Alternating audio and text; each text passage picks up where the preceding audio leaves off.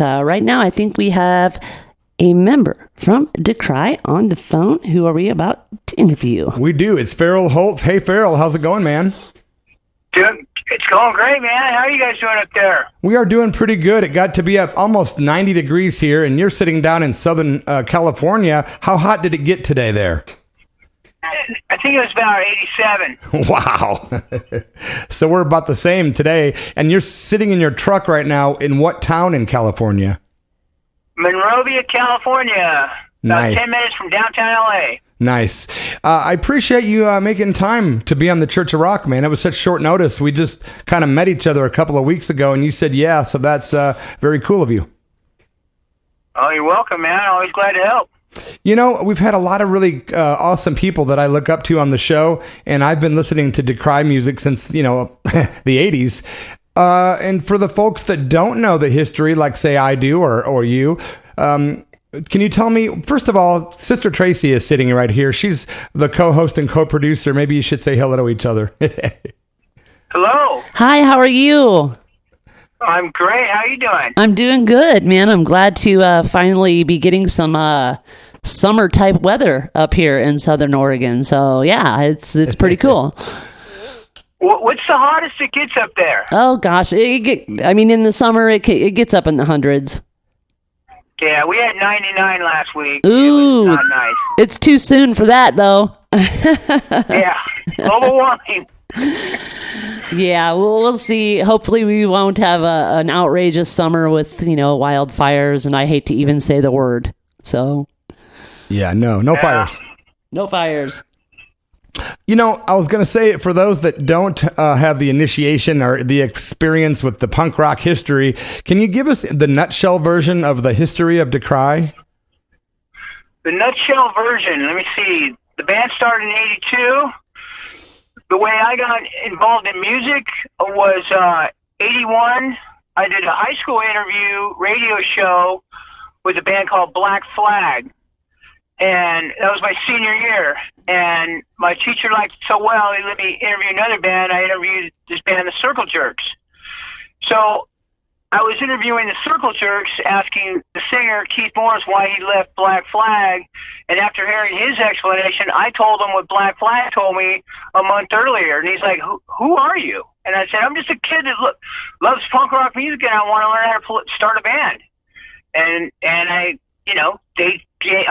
wrote it all down. Start a band, you get your friends together, start playing music in your parents' garage, start playing bar mitzvahs, birthday parties, weddings, anything you can do. And within a year after DECRY started, we recorded our first 7-inch, and the Circle Jerks took us on tour. We went up to a Northern California tour. So we rode on their coattails. It was really nice. Wow. Really good guys. Yeah, you got some good breaks, man. That was great. Oh, yeah. Now, how long Now we go. How long after DECRY formed did you guys record your first recording? We formed in May of 1982. We released our first 7-inch, 5-song 7-inch in November of 83. So like a year and a half. Yeah, you guys didn't waste that much time. Did you continue to stay on the road quite a bit during the 80s? We toured in 83, just a West Coast tour with the Circle Jerks. Then we toured in 84, a full-on U.S.-Canadian tour, after we released our first full-length album called Falling on Toxic Shock Records. And then we toured again in 85 to support our second full-length record called Japanese. And we toured with our label mates, Raw Power from Italy. And, so that was pretty much the touring schedule. And then after that, glam rock came along. Guns N' Roses, we were playing with bands like Guns N' Roses and stuff like that. And we got involved in drugs. And I quit the band and moved to England for a year to get off of drugs. Yeah, that's a good idea. Yeah, great choice. It's what they call. So it's what they call pulling a geographic. So I moved to England for a year, and and stayed off the hard drugs, and then I came back and started playing again, and then I became a dad in 1990, and didn't play music for about 5 years, and I lived down in Orange County, and I started a OC DECRY version of it, and by that time when I got older, music wasn't paying the bills. I mean, music never paid. Punk rock does not pay the bills, to quote Billy Bones from the Skulls. Right. Punk rock does not pay the bills. I know Billy. And I really never wanted it to. I mean, we toured again in 2000, 1999, 2000, 2001. We played up in Medford, Oregon, probably about 18, 17, I don't know, a while ago. Some little place called Johnny's or something. Yeah, Johnny B's. Johnny B's. Yeah, I haven't heard that name in years. Yeah, we're like 20 minutes away from Medford. Oh yeah. Well, there was a nice organization called Pirate Punks, and yes. They put on a lot of shows, and they helped us out a lot. Yeah, they're still around, man. We, of course, with this coronavirus, there's no shows happening, but they are still actively doing shows. Yeah, that's great. It's great to hear. Yeah, it is. This has something to do with my story. 18 years ago, I got sober off of drugs and alcohol, and I've been sober for 18 years. Wow, congratulations. And the guitar player I play with now, I still play DECRY. I'm the only original member from 1982. I'm still friends with the former members. They do their thing, and they let me do mine. And I work construction. I'm a carpenter. I'm a dad. I'm a husband. I'm a son. I'm all those things that I always was, but I'm more prevalent now with the family and life in general. So we recorded some new songs in last year around this time, and we just released a new 45 7-inch, 2 songs on Hostage Records down in Orange County, and really, really proud of the recording, really proud of the songs, and life is good. Are you surprised at how punk rock has kind of come around, and the stuff that was like back in the 80s is starting to have like a resurgence of respect? Well, I'm not really surprised, but I'm excited about it. I'm always glad to hear some of the bands that we played with in the 80s coming back around. I'm still really good friends with Keith Morris from the Circle Jerks, and he's always been like a mentor to me. I mean, to have playing off in the Circle Jerks, and just everything he does is, even an author of a book. He's always been like a big brother to me, and very inspirational. Yeah, he's been a guest on the show a couple of times. Yeah. So are you going to write a book? A lot of people ask me that, and years ago I told that to my mom, who's an English teacher, and she said, "Carol, I think you should read a few more books before you start writing one." And I'm like, "Mom, I love you." That's funny, man. People think writing a book is just kind of sitting down and just, just pouring out, stories, and that's a lot more to it. There's a lot of, editing, and I always think that somebody who's writing a book that doesn't have a lot of experience maybe should have someone they trust, and who perhaps who remembers things a little better. Yeah. But it'd be great if you did.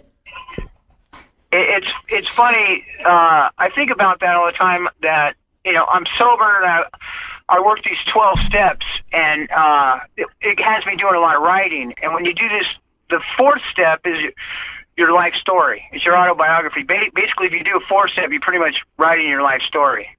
And I was looking at mine the other day. I'm like, well, that's 35 pages. I didn't want to relive, but right. Someone's going to think it's funny. I mean, my family probably wouldn't. Save it for the book. Wow, man. Well, it's funny about the cool thing about the internet is I see flyers and pictures that I've never seen before. I mean, who had a camera in the 80s? We had those disposable pocket instamatic ones that you never got the film developed, you know? You're right. Yeah, I found one the other day, as a matter of fact, in our storage. It's a camera that is full of photographs from 20 years ago, and I have no clue what's on it. Did you have it developed? I'm going to. And I'm excited to death to see what's on it. I just hope we don't get arrested. You might not like what you see. Ask and you shall receive, yeah. So what's new for Decry? You've got these new recordings. What was the last album? You said it was released, I believe, last year? It was released January of this year, okay. January 11th. What's the deal with it? Can you tell us about the release? There's 2 songs on it. One's called Everything, and the other one's called Keystone Criminal. And the artwork was done by my friend Rob Silva. He's a great tattoo artist and illustrator. We recorded it. This company, Hostage Records, they put out the crowd, all these Southern California bands that the Stitches, they put out the Spot Peddlers, they put out a bunch of different bands, and they asked us for a couple songs. So we went in and recorded it. The songs that we recorded, actually we wrote within a month of recording them. So they were brand new, and it just all came together. And it felt just like when we were writing stuff in the 80s. You know what? It sounds like it too, bro. I mean, the stuff is so good. Well, thank you. Yeah, we're going to play the song Everything following our chat, and I listened to it like 3 times in a row last night going, man, this is such a catchy, really good song. Well, it's got a lot to do with the political jargon that's going around nowadays with everyone. Right wing, left wing, it's the same bird, it's the same thing. You know, I don't try and get that political, but, everyone's offended by everything.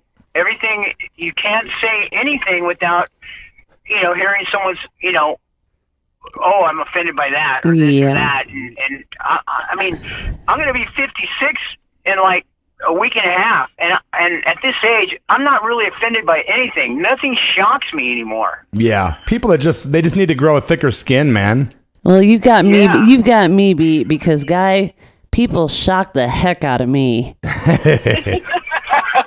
And I'm just being honest. People shock the heck out of me. They really do.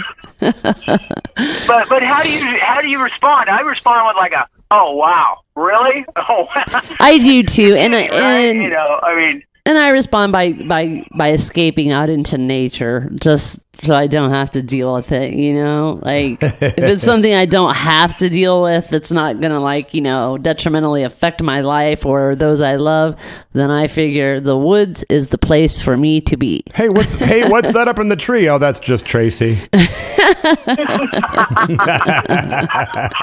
Feeling squirrely. That's funny, man. Will you guys be recording anything else, or will you be doing a full-length album? Yes, we're going to go back in the studio real soon and record a full-length record for Die Laughing Records in San Francisco. Nice. I'm looking forward to that. Will you be going on the road again? Hopefully next year. Yeah.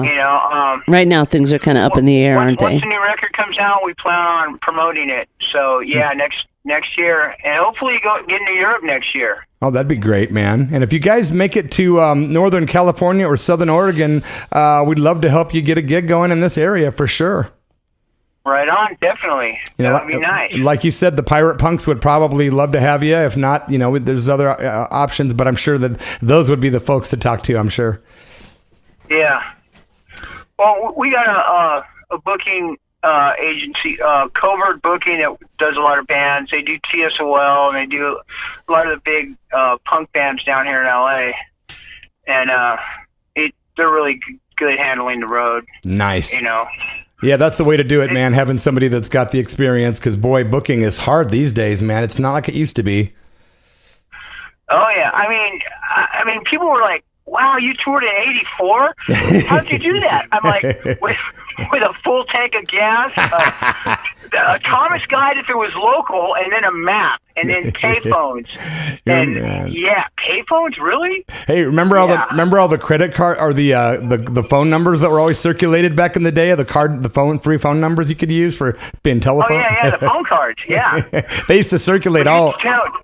Use this number until it burns out. I would call Tufty from Toxic Reasons and say, "Hey, got any credit card numbers?" And then I'd sit on the phone booth and call people all night long for free. Yeah. Said that guy back then. Yeah. Well, and that's what we were talking about the other day. I said, how many people's phone numbers do you know by heart? And compare that to the amount of numbers that you knew back in the 80s. Yeah, like 2. Like I knew 25 phone numbers back in the 80s. And now no one even has a home phone. And that's what concerns me is if anything were to happen, that we could be easily cut off from each other. And I don't like that. So that's kind of my main concern right now. Well, it's funny nowadays. You don't write someone's phone number down. Oh, here, let me just put it in my phone. Yeah. Okay. You make no effort to remember it. And then what I do is give me your number and I'll call you right now just to make sure it's the right number. Because I know how many times I got given the wrong number to someone. Right. That's awesome. It's such a pleasure to talk to you, man. I never thought, back in 84, 85, 86, when I was sitting in my little postal mail Jeep that I used to drive, listening to my Decry cassette tape, that I would be talking to you, 20, 30 years later. But it's a pleasure, man. And I appreciate you making the time.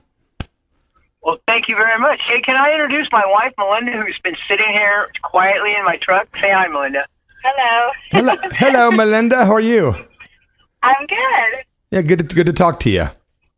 Thank you. It's good to talk to you guys. Yeah, thanks for letting Farrell talk to us. It's Mother's Day. You get whatever you want. So we actually met at a Narcotics Anonymous meeting. Well, that's cool. Some people don't think that's what, but I think that's cool. I do. We met at a bar. Exactly. Hey, that was 30 years ago. It was a long time ago. Let's be fair. Yeah. But yeah, good to talk to you, Melissa. Nice to meet you. Nice to meet you too. Well, hey, if you ever want anyone else's phone number, just message me. I'll send them out. You rock, my brother. I appreciate you making the time. If you just tuned in, you're listening to the Church of Rock radio show on KSKQ Radio. We're talking to FARRELL HOLTZ from the band Decry. It's been a real pleasure, man. They've got such great music, a great album called Falling, and so many more. But we're going to play a brand new song by Decry now from the 2 songs they just recorded. It's a song called Everything. And once again, I want to say thanks to FARRELL HOLTZ for making the time. Brother, good luck, and we hope to catch you on tour once all this crazy pandemic stuff dies down. Definitely. Thank you very much. Yeah, thank you, man, and be safe, okay? All right, you too. Okay, FARRELL HOLTZ, thank you, my brother, and blessings. All right, bye. Rock on.